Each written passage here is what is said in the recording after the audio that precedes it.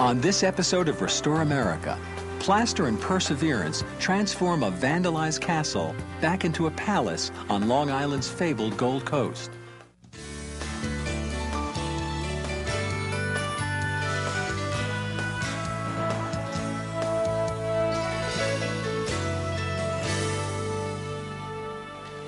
Hi, I'm Bill Gross. Welcome to Restore America. It's been said that a man's home is his castle, and often castle is an exaggeration, but not with our first story. In 1919, financier Otto Kahn built the second largest home in the nation, OHEKA Castle in Long Island, New York, second only to the Vanderbilt's Biltmore Estate in Asheville, North Carolina. More than 60 years later, Gary Milius, a developer, purchased OHEKA and spent the next 16 years restoring the castle to the way it looked when Otto Kahn lived there. In Milius's quest, OHEKA Castle has become the largest residential restoration in America. OHEKA Castle is perched upon the highest point on Long Island in Huntington, New York. It's a massive home, 109,000 square feet and 127 rooms. Otto Kahn built OHEKA Castle from 1914 to 1919 using only reinforced steel and concrete. He wanted his beloved home to last forever. Unfortunately, Kahn would live at OHEKA for only 15 years. He died in 1934, and his grand castle went through a succession of owners until it became a military academy in 1948. It served as a school for 30 years, but in 1979, it was abandoned. Vandals immediately began abusing the home. It was set on fire over 100 times within the next 5 years. But because of Kahn's building materials, the castle was never destroyed. OHEKA's neighbors worried that the vandalism might spread to their homes. Ellen Schaefer, one of those neighbors, explains her concern. First time I saw OHEKA, I was amazed at what I saw. Vandals had wreaked havoc on the building from basement to turret. Many sections of the building were painted red, yellow, and blue. I couldn't understand how this amazing structure could be right in the center of my neighborhood. Ellen and other neighbors set out to find someone who shared their vision of restoring this fallen treasure. They found that person in Gary Milius. Milius was a developer and former plumber who purchased OHEKA in 1984 and immediately went to work restoring it. Gary worked from the top to the bottom, starting with the roof, which was badly damaged from the fires. My greatest challenge that I thought I had to face here was the roof, in that its height and the pitch.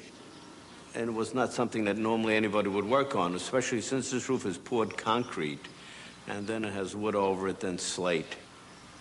Gary replaced the entire roof, buying new slates from the same Vermont quarry where Otto Kahn had purchased his slates. As in everything done at OHEKA, everything is of enormous proportions, and the roof alone took 4 years to restore. Once the roof was rebuilt, Gary started another daunting task, replacing OHEKA's windows and doors. At OHEKA, not only is the building enormous, but every part of the restoration has enormous proportions. Over 400 windows and doors had to be replaced with custom-made duplicates so that they, from the exterior, look the same as the original windows and doors that Otto Kahn had put here 80 years ago. With the exterior stabilized, it was time to clean out OHEKA's damaged interior, all 109,000 square feet. Gary and Ellen watched as 300 truckloads of debris were removed from the castle. I remember seeing OHEKA those first few weeks and thinking that it reminded me of a tornado of vandalism. Debris was everywhere. The first task then was to remove that debris. And once that was done, sandblasting was done to remove the layers of paint from all the walls and floors, including the grand staircase, and the wrought iron railings were brought back to their original luster. OHEKA's library had been painted and filled with desks from the military academy. Once the room was clean, Gary carefully restored the walls. Otto Kahn had used a process of painting called faux bois, plaster painted to resemble wood. Replacing the walls with actual wood would have been more economical, but Gary wanted it to be authentic. He brought in specialists to restore the wood-grain plaster to look just like it did when Kahn lived here. The room most damaged during OHEKA's decline was the ballroom. The ballroom, when I got here, had numerous fires. Probably 40% of all the moldings were destroyed in the room. There were no doors, there was no electric. So we had to restore all of the moldings. We made doors. Again, the doors that we made are identical to the doors that were here. So if we had one door, we would copy that door, and we used it all over the place. OHEKA also had formal gardens, originally designed by Frederick Law Olmsted, the landscape designer of New York Central Park. But when Gary arrived, they had been neglected for so long that they were barely recognizable. When I got here, the formal gardens wouldn't even be known as gardens. I was fortunate enough to find somebody that knew where the original drawings from Olmsted were in a college in Boston. We secured them, and we restored it to what was here originally in his drawings. After 16 years of restoration, the gardens, along with 2/3 of OHEKA's 126 rooms, are restored. Gary hopes to have the rest of the house finished within the next 4 years. So what would make someone spend so much of their life and their money to restore a house in such bad shape? Well, I think that there's a couple of reasons why we should restore these things.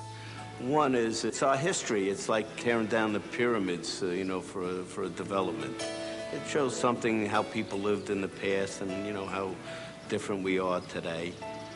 I think the greatest lesson that we've learned here is that if you can save OHEKA, any historic home can be saved.